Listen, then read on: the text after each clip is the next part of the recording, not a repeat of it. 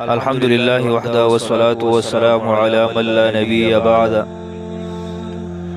محترم سامعین، الله تبارک و تعالی جل جلاله انسان لا جب یو داسې لوی نعمت ورکړی دی چې انسان د دې په ذریعه باندې د ما فی الضمیر اظهار کوي او د خپلو مقاصد او اغراض د الفاظو په ډانچه کې ورچوي.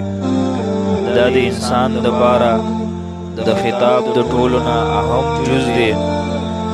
دغه ژبه کې کله لکنت پیدا شي، دا ژبه صحیح طریقې سره الفاظ نشي ادا کولی، چې خبرې کوي په هغې کې ونښلي.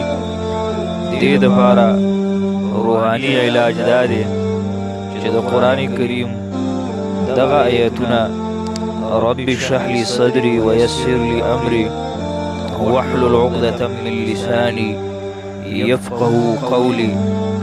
سوره طه 25 آیتنا تر 28 آیت پورې 21 ځله به دا آیتونه ووایي او ځان مو بېدم کي یا که بل څوک مریض وي هغه دې بېدم کي.